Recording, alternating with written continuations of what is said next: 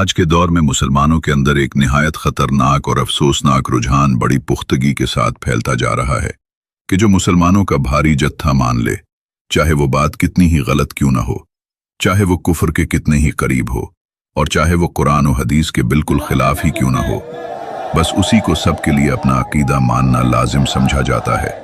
नाऊज़ु बिल्लाहि मिन ज़ालिक।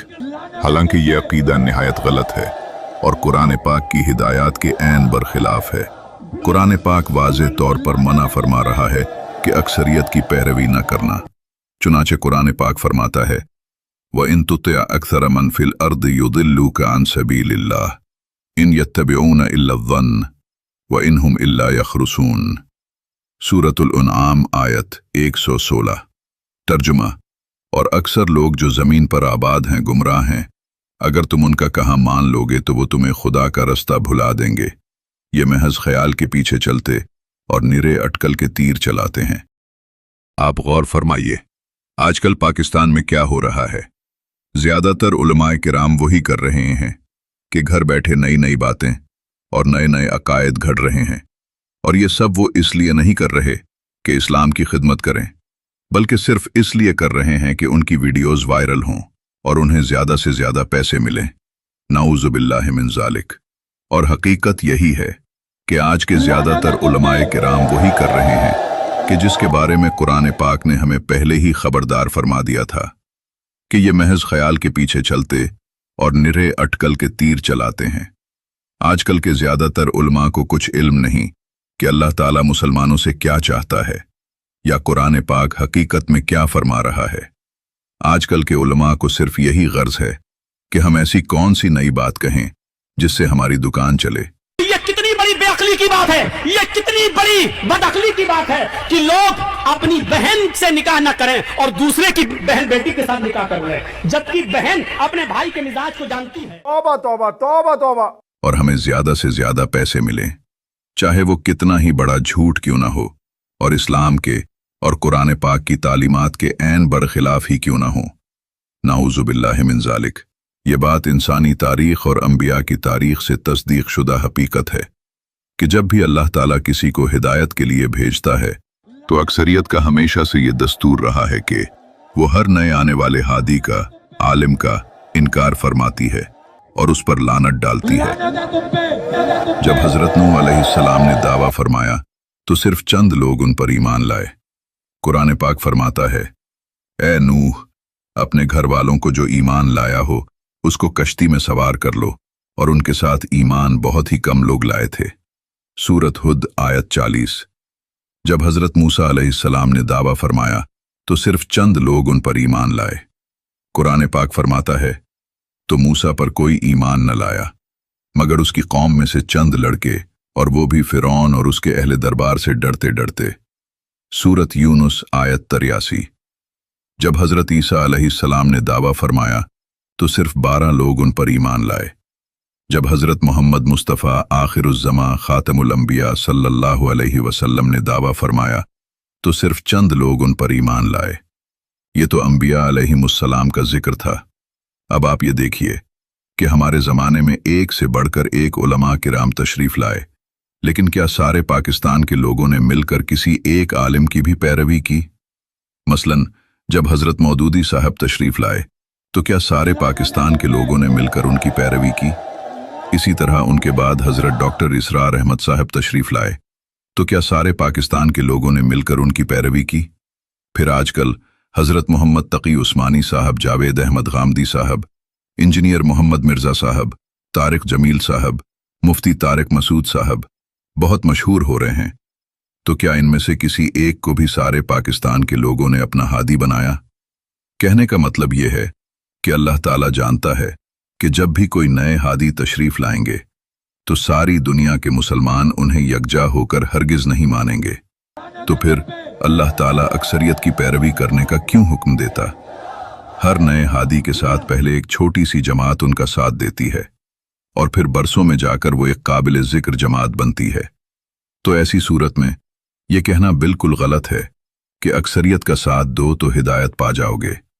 दूसरी तरफ ये भी एक तल्ख हकीकत है कि हमारे प्यारे नबी हजरत मोहम्मद मुस्तफ़ा आखिरुज़्ज़मा खातमुल अंबिया सल्लल्लाहु अलैहि वसल्लम के विसाल के 1550 साल बाद भी आज दुनिया के 8 अरब लोगों में मुसलमानों की तादाद सिर्फ 25% है, और आज हमारे प्यारे नबी सल्लल्लाहु अलैहि वसल्लम के मुकज़्ज़िबीन की तादाद 75% है। तो क्या इसका ये मतलब बना के चूंकि काफिरीन अक्सरियत में हैं तो हमें काफिर हो जाना चाहिए या इस्लाम से मुर्तद हो जाना चाहिए? नाऊज़ु बिल्लाहि मिन ज़ालिक। मगर सवाल ये है, क्या ये इल्म की लड़ाई है या ताकत, जोर, जबरदस्ती और अक्सरियत की धौंस की जंग? क्या हक वही है जो जोर जबरदस्ती से ठोसा जाए, या हक वो है जो दलील से साबित हो? क्योंकि आज तो ऐसा लगता है जैसे दीन के मामले में भी वही पुराना मुहावरा ईमान का हिस्सा बन गया हो, जिसकी लाठी उसी की भैंस। मगर क्या यही दीन इस्लाम है? क्या यही कुरान की तालीम है? क्या यही रसूल करीम सल्लल्लाहु अलैहि वसल्लम का तरीका था? या फिर ये दीन के नाम पर पहलवानों का उखाड़ा बना दिया गया है, जहां दलील की जगह ताकत साबित करती है कि क्या सच है और क्या झूठ, और हक की जगह अक्सरियत का डंडा फैसला करता है कि कौन हक पर है और कौन नाहक पर? यही वो सवाल है जिस पर आज हर मुसलमान को संजीदगी से गौर करना चाहिए।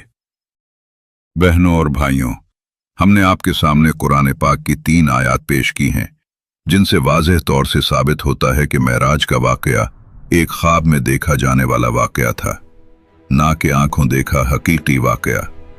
हर मुसलमान के लिए अल्लाह ताला की किताब यानी कुरान पाक हरफ आखिर होनी चाहिए।